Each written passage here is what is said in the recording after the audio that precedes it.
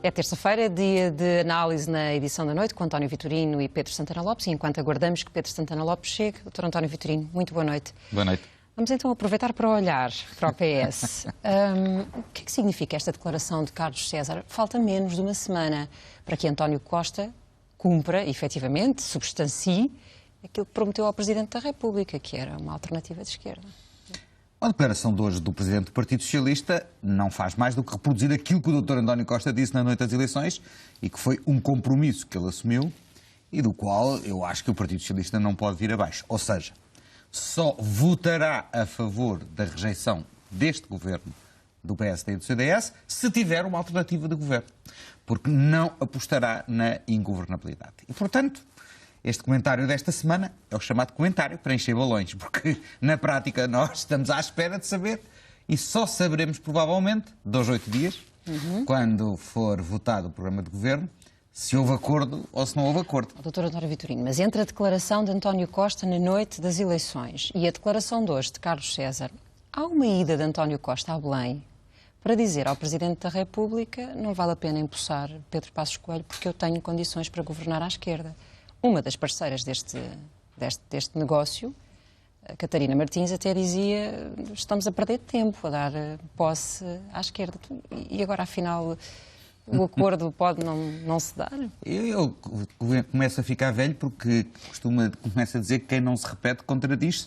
Como eu já não estou com vontade de me contradizer, só me posso repetir. Lembra-se que eu lhe disse aqui na primeira vez que falámos, nada está acordado até tudo estar acordado. Essa é uma regra de ouro de uma negociação. E, portanto, o que significa é que nem tudo ainda está acordado. Agora, há também aqui um dado interessante, que é o momento do anúncio não é totalmente indiferente, digamos assim. Será dia 9, era o que estava anunciado. Exatamente. Ou seja, a circunstância de estar pré-anunciado para dia 9 também tem um objetivo de impacto político. É para contrapor ao programa do governo PSD-CDS a alternativa, o tal acordo que se espera, aliás, que seja passado a escrito, para que nós, os comentadores, nos possamos entreter a fazer comparações sobre até que ponto é que o PSD e o CDS incorporaram propostas do Partido Socialista, que é o que se diz que vai vir, não é? Até que ponto é que essas propostas que o PSD e o CDS incorporaram também estão no acordo ou não estão, o que será muito significativo, e até que ponto, portanto, é que o acordo que consubstanciará, logo veremos, um governo alternativo, implicou que tipo de cedências do Partido Socialista em relação ao seu programa eleitoral.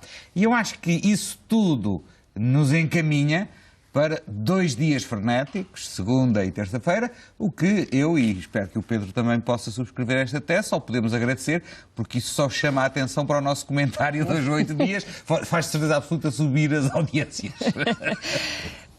Olhemos para a entrevista de Jerónimo de Sousa, para as declarações que ele fez aqui a semana passada. Temos o líder do PCP não propriamente muito incomodado com o tratado orçamental. Isso do déficit existe e o compromisso também, mas não quer dizer que tenha que se respeitar. Depois, não sabe o PCP o que pode estar o PS a negociar com o Bloco de Esquerda. Isto faz-nos supor que há a possibilidade de António Costa ser viabilizado com estabilidade por estes 2 partidos, ou esta negociação é estranha? A pergunta da estabilidade é a pergunta que vale $1 milhão, porque depende do conteúdo do acordo, em primeiro lugar. Em segundo lugar, das condições que o acordo preveja para a sua própria durabilidade no tempo. Embora nós, em matéria de estabilidade, só nos podemos recordar do verão de 2013 e da decisão irrevogável. Estabilidades para a vida não há nem mesmo no casamento. Doutor Pedro Santana Lopes, olá, boa noite. Boa noite. Estávamos aqui a falar de uma declaração do Presidente do Partido Socialista hoje. Sim, eu vi. Deixava alguma dúvida sobre a qualidade ou o estado da negociação entre o PS e os seus parceiros à esquerda? Sim, mas nós não sabemos nada do acordo, portanto não podemos avaliar bem até que ponto é que esta declaração é uma declaração tática, é uma pressão sobre as outras partes da negociação E qual, portanto, é o grau de fundamento, de pertinência do que foi dito? Isto é tudo um mistério. Mas se fosse uma declaração tática era porque havia um apuro qualquer em sede de negociação para resolver desta forma. E ele estaria a pressionar Sim, é natural quem? que O Bloco haja. ou o Nas PCP? negociações existem sempre questões por resolver. Agora, quer dizer, eu também ouvi hoje ou ontem uma frase que dizia que no ponto a que se chegou já não pode haver retrocesso. Não é? E, portanto, quer dizer, agora esta frase tem algum significado, com certeza, mas... Quer dizer, eu achava que houve tantos foguetes atirados antes do próprio acordo, não é? Antes da própria festa, que agora era estranho não haver festa, não é? Já se gastou o dinheiro dos foguetes? Já se gastou o dinheiro dos foguetes. Eu julgo que quem encarregue da pirotecnia é, de facto, a líder do Bloco de Esquerda, Catarina Martins, que vai deitando foguetes. Agora, não sei, esta declaração de Carlos César, de facto, deixa uma dúvida, mas quer dizer, eu não a tomo, não estou a dizer que não a tomo a sério, não a levo a sério, com certeza admito que tenha fundamento. Agora, sinceramente, o que se ouve é tudo tão bem encaminhado que custa a crer que haja algum grande problema.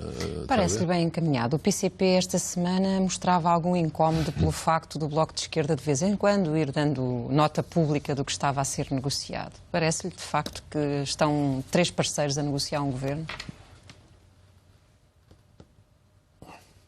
Isto é tudo uma novidade, sabe? É muito difícil ser comentador. Eu hoje de manhã, numa intervenção que fiz numa conferência de marketing, falava no marketing por omissão. Aqui dava jeito o comentário por omissão, não é? O silêncio. Havia um filme também que era o portanto, que dizia, a propósito do maestro, o melhor deles são os silêncios. E, portanto, neste caso, o que é que podemos dizer? Sim, é uma negociação a 3, mas julgo que não é negociação, nunca estão os 3 juntos, julgo eu. Aquilo são divisões separadas, não é? É para manter a decência. É um pouco, exatamente. Bom, mas de qualquer forma, temos a declaração do Presidente da República na Nós não nos tomada. podemos rir. Somos criticados por nos rirmos demais, não é? Portanto, vamos passar a chorar. É a única alternativa. É a única alternativa, dadas as circunstâncias. Temos o discurso do Presidente da República a semana passada, que foi um pouco menos duro para a alternativa, mas que manteve a ideia de que só dará crédito a uma alternativa que mantenha o respeito dos compromissos internacionais. Mas há uma declaração de Jerónimo de Sousa a dizer que isso dos limites da dívida é o que Portugal entender e não aquilo que prometeu à Europa. Sim, também a dizer porque... Limites do déficit, aliás. Do déficit, porque sim 3% e porque não 4%.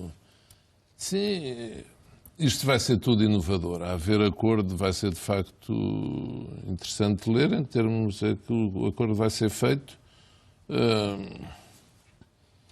Não sei, há aqui muitas coisas a ter em linha de conta. O Presidente é especialmente exigente e ele terá no seu pensamento, não pode ser formado um governo baseado, por exemplo, no pressuposto que Portugal tem dinheiro para pagar os seus compromissos do ano que vem. E no ano seguinte não se sabe ao certo. Para o ano há um pagamento voluntário ao Fundo Monetário Internacional, a hipótese de cerca de 10 mil milhões de euros, mas quer dizer, nós não podemos formar um governo, porque há várias teses aí a correr. Uma é a esquerda vai para o governo, só vai fazer asneiras, zangam-se uns com os outros e o centro-direita vai a eleições depois, e ganha as eleições com maioria absoluta. Mas isso é o desejo. Isso é um desejo, é uma história que corre, pronto, história A. Há outra, que é uma história B, que é não, eles depois apanham-se no poder e começam a devolver salários, a devolver sobretaxa, a não cortar pensões, portanto, chamada boda aos pobres, ou aos remediados, ou aos ricos, não diria, mas, e portanto, isto vai ser, vão lá ficar 8 anos. Portanto, há histórias para todos os gostos, diria eu. As coisas não são exatamente assim, têm que ser vistas, de facto, à luz dos compromissos externos de Portugal. Até aqui há poucos meses o Governo era censurado por ser praticamente impossível cumprir a meta do déficit para este ano, os 2,7, ou fosse quanto fosse. Neste momento, com todo este adiamento e com mais uma série de situações que conhecemos, é tido como muito difícil, de facto, que isso possa ser cumprido. Nós estamos num intermezzo longo. E, portanto, quer dizer, eu acho que o Presidente mesmo tenha tido um tom mais moderado neste discurso, Eu, por acaso, achei curioso ver toda a gente dizer que o Presidente tinha aberto uma porta que nunca tinha aberto. Pronto, talvez, mas não dei muito por isso. Mas admito que sim, que ele pelo menos estava com um ar talvez não tão tenso ou austero. É a única coisa, mas quer dizer, nós já temos que andar a adivinhar estas coisas. Agora, não vejo que na substância das coisas seja diferente. Há uma hipótese que é manifestamente afastada, já que é o Governo de Gestão, por todas as partes, exceto se o Presidente nomeasse um Governo de Iniciativa Presidencial e fosse chumbado na Assembleia. Agora, acho que está tudo, Portugal vive nesta...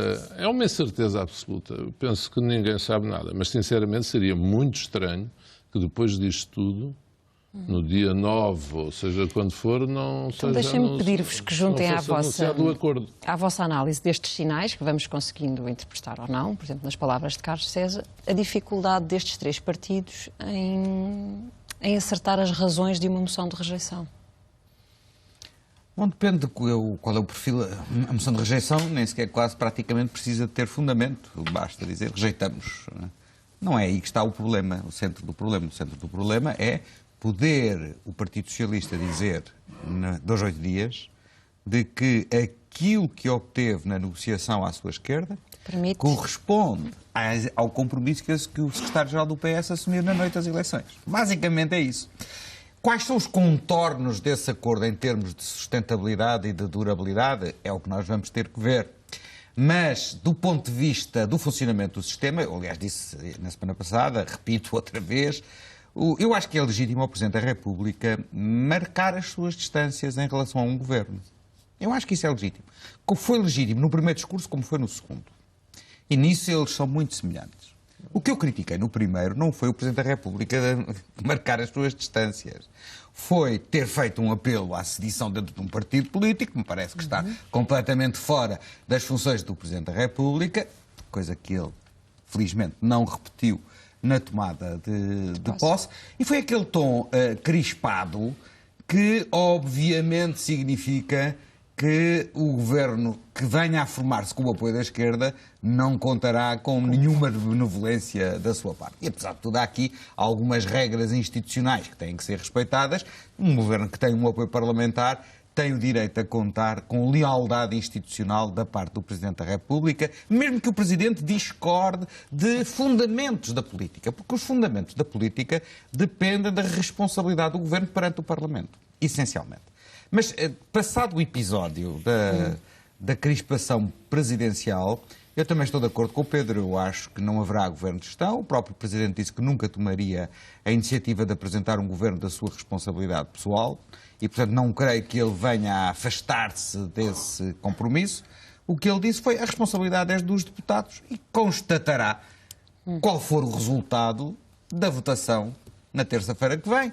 Se for favorável a este governo porque o PS se absteve, pois verá confirmada a decisão que tomou. Se o Parlamento reprovar o governo da coligação, haverá um novo processo de indigitação. O Presidente da República poderá pôr condições nesse processo de indigitação. E até por isso é do interesse dos partidos que se querem coligar à esquerda que o acordo seja claro e transparente, para não dar origem a interpretações criativas e a imposição de condições que seriam manifestamente pauzinhos na engrenagem. Vamos olhar um bocadinho mais para dentro do Partido Socialista. O Dr. Francisco Assis representa quem dentro do PS?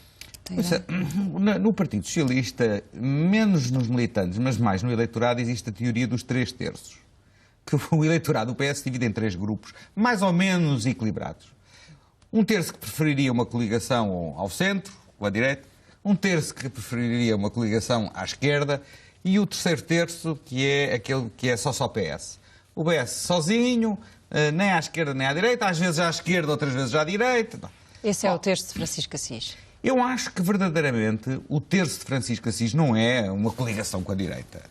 É um terço de o Partido Socialista tem uma identidade e reserva-se o direito de dizer que considera que este caminho que está a ser trilhado não vai permitir preservar a identidade do Partido Socialista. É legítimo, aliás, o PS sempre foi um partido plural e essa dialética interna existiu sempre e não era agora que ia desaparecer. De todo modo, esse terço é que vai ser decisivo.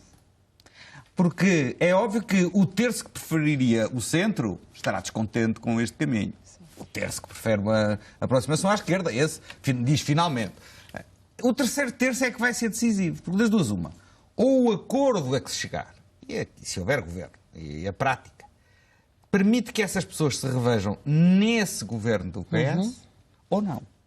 E se não, como diria o filme, Houston, o secretário-geral has a problem. Santana Lopes. Do PS, o Dr. António Vitorino naturalmente sabe mais do que eu. Não é? Agora, Francisco Assis já disse que o que está a fazer não vai ter consequências na votação, não vai fazer nenhum apelo à votação. Mas voltando um pouco atrás, eu estou convencido que o secretário-geral do PS, estou convencido, e não estou a dizer isto como um desejo, cumprirá aquilo que disse. Ou seja, se não houver um governo estável, um acordo de governo estável, ele não votará nem apresentará uma moção de rejeição. Estou convencido, nem vou falar em honrar a palavra, cumprirá aquilo que disse, até no próprio interesse dele, quer dizer, porque entrar no governo, ser primeiro-ministro com um acordo instável que ao fim de meses caísse, é mau para qualquer pessoa, ainda por cima depois de entrar desta maneira. E, portanto, com certeza que António Costa, para lá todas as considerações que possa haver sobre as opções que tem feito nos últimos tempos, não iria cometer o ato de grande perigosidade política, a opção de enorme perigosidade de, ser nomeado Primeiro-Ministro, vamos ver quanto tempo é que isto dura, estar lá uns meses e sair com um espetáculo que seria sempre muito complicado, de zanga com os partidos à sua esquerda. E, de facto, se não forem ultrapassados estes sinais que existem de reticências e de alguns, não vou dizer já disputas de liderança ou de protagonismo, mas pronto, aqui de alguma competição, não acredito sequer, de facto, que a festa chegue a existir. Porque senão seria uma festa que acabaria mal e acabaria mal muito depressa, não traria vantagem a ninguém. E, portanto, quer dizer, por aquilo que se vai sabendo, por aquilo que se vai ouvindo, acho que, de facto, as coisas ainda estão um pouco em aberto, mais talvez do que se pudesse admitir nesta altura. O que é que tem de fazer o Governo para responder às pressões de Bruxelas que espera desde 15 de outubro, porque essa era a data para o fazer, para entregar um esboço do orçamento? Temos margem de manobra para continuar a derrapar estes prazos? Eu penso que sim. Com toda a franqueza, eu compreendo a posição do Governo. Quer querer qualquer Governo no lugar deste faria o mesmo, quer dizer. Não faz sentido um Governo estar a enviar um draft verdadeiro e para estar a enviar um falso, também não o deve fazer, um draft verdadeiro do que vai ser o orçamento do próximo ano, que continuará a ser um orçamento de dificuldades, de austeridade, por muito que seja também de aposta em alguma recuperação. Mas é um orçamento que será difícil para qualquer que seja o Governo. E, portanto, estar a enviá-lo sem saber se o seu programa passa na Assembleia da República é estar a respeitar Bruxelas, mas a desrespeitar Lisboa.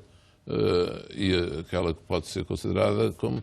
É duvidoso. Hoje em dia a soberania nacional, que está limitada pelos tratados, já assinámos, mas julgo que é um exagero de Bruxelas. E tem que ser encontrada aqui, para o futuro, não só para Portugal, uma solução jurídica que contemple situações como esta. Portanto, estou a ver se isto não vai acontecer só connosco. Noutros países que tenham eleições na data em que o orçamento tem que ser enviado, isto provavelmente irá repetir-se e, portanto, tem que ser previsto. Ou então teremos de passar a ter outro tipo de preocupação quando marcamos eleições. Eu sempre fui defensor de que as eleições deviam ter sido em junho e não agora, e por acaso, já agora recordando que uma das questõezinhas era esta. Exatamente, questõezinhas. Bom, eu acho que a declaração hoje da porta-voz da Comissão até é divertida, porque ela sentiu-se na obrigação de dizer isto não há uma exigência burocrática e tal. É isso mesmo, como é evidente, mas claro, vai dizer que não era. Agora, há aqui uma coisa que também convém compreender a posição da Comissão. A Comissão tem um problema que é como tratar igualmente todos os Estados. E tem um pavor de abrir precedentes e de poder ser acusada de estar a criar regimes de exceção para alguns países. Numa União a 28, as contas estão feitas. Entre eleições legislativas presidenciais, autárquicas e regionais, há um Estado que tem eleições de 2 em 2 meses. É claro que nem todas as eleições implicam com o prazo da apresentação do orçamento. Mas levar em linha de conta a dinâmica interna da política dos Estados-membros é impossível. De 2 em 2 meses há um que está, e alguns têm eleições muito importantes. Por exemplo, na Alemanha não é só a eleição federal que conta, é a eleição dos 16 Länders. Portanto, o que é que nós estamos aqui a ver? A Comissão pede um papelinho, o governo português diz que não vai fazer um papel que não, só para fazer, só para satisfazer, o que eu até compreendo. Aliás, evita o embaraço de ter que explicar a tal história do corte de 600 milhões de euros na Segurança Social, que estava no programa de estabilidade e que agora não convém nada, sobretudo na perspectiva de não ficarem cá, claro. Não ficarem muito tempo. Mas também tem um outro significado interessante, e esse que vale a pena. É que se houver um governo de esquerda, o governo de esquerda vai ter que ser ele rapidamente, e sublinho, rapidamente a apresentar o tal papelinho. Isto é, o primeiro draft do orçamento. Eu confio que a administração pública portuguesa está a fazer o que é necessário para ter a estrutura do orçamento pronta, seja qual for o governo, mas é óbvio que já todos percebemos, e se calhar o atual governo, o que vai ser votado na próxima semana mais do que ninguém, que o primeiro momento interessante de um possível governo de esquerda no seu relacionamento com Bruxelas vai ser exatamente esse papelinho. Vamos de tema só para uma nota final. Ficámos hoje a saber que a Feira Popular de Lisboa vai passar para Carnide, mas sabemos também que estão pendurados porque não houve interessados os terrenos da antiga Feira Popular. Porque este foi um dossiê que esteve nas suas mãos quando esteve na Câmara de Lisboa. Sim, portanto, eu diria, não estou muito à vontade ou estou à vontade para falar dele, depende da disposição. Mas, de facto, a Feira Popular encerrou em 2003 por razões várias, principais, falta de condições, a vários títulos. Todos adorávamos a Feira Popular, todos lá íamos com os filhos, acho eu, pelo menos ia sempre. E tenho pena que demore tanto tempo a reabrir. Não vou dizer porque não posso provar, se lá tivesse continuado, até porque tinha a obrigação de a fazer reabrir tão depressa quanto possível. A minha preferência de localização não é esta, disse-o já há vários anos, ao pé do Parque da Bela Vista, ali em Chelas, acho que era o sítio mais adequado, mas confesso que não conheço em pormenor, não tive tempo para ver ao certo o que aqui estava previsto. O Dr. António Costa, ainda enquanto Presidente da Câmara, propôs-me, enquanto Provedor da Santa Casa, que nos juntássemos para promover este projeto. Ao que eu dei o meu acordo na altura, mas com este Presidente da Câmara isso ainda não teve sequência. Não estou a queixar-me, não tenho nada a reclamar, isto exige investimento, a mesa da Santa Casa não se chegou a pronunciar, eu informei a mesa, mas não houve decisão, foram conversas entre o Dr. António Costa e eu próprio, e, naturalmente, que é o ressurgir de um projeto que vejo com agrado. Sei que não foram apresentados prazos em concreto, foi dito que é faseado, não cheguei a perceber, não pude ouvir o Presidente da Câmara, não vi o projeto, não sei porque é que foi apresentado hoje. Mas acumularam-se prejuízos encargos ao longo destes anos, nomeadamente com a Fundação O Século, ou não? Sim, nomeadamente com a Fundação O Século, exatamente, quanto mais tempo. Mas depois foi feito um acordo, eu julgo que já foi feito um acordo, ainda com o Dr. António Costa, com a Fundação O Século. E quanto mais tempo demorasse a questão a ser resolvida, mais os prejuízos se acumulavam. E, portanto, mas pronto, cada equipa tem as suas prioridades e, como eu digo, nenhuma palavra minha serve para censurar aquilo que se passou. Agora, não percebi foi os prazos. Eu, como não ouvi, perguntei, tentei ler, foi-me dito que não foram indicados prazos em concreto. Foi dito que é faseado, portanto, que não será só um parque de diversões, são cerca de 20 hectares, que vai num investimento de 12,5 milhões de euros. Pronto, não ter aparecido interessados para os antigos terrenos da Feira Popular não é seguramente pela falta de interesse de muitos investidores imobiliários, então no boom imobiliário que continua a existir em Lisboa. E não vou aqui dizer que se calhar é já a influência do anúncio do governo de esquerda que os investidores fogem. Não tem nada a ver com isso, como é evidente. Devem querer estar a fazer baixar o preço, alguma coisa, não sei. Agora é um projeto que vejo, obviamente, com simpatia, oxalá. Já não é para os meus filhos, mas é para os netos que vão nascendo. Doutora Vitorino, sobre a Feira Popular?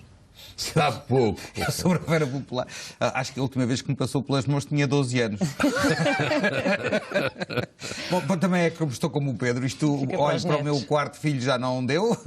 Já tinha passado o slot. Agora fica para os netos. Portanto, o prazo é importante, mas se for pelos meus netos ainda tem algum tempo. Pronto. Na próxima terça-feira cá estaremos novamente, sabe-se lá, se com governo ou sem governo.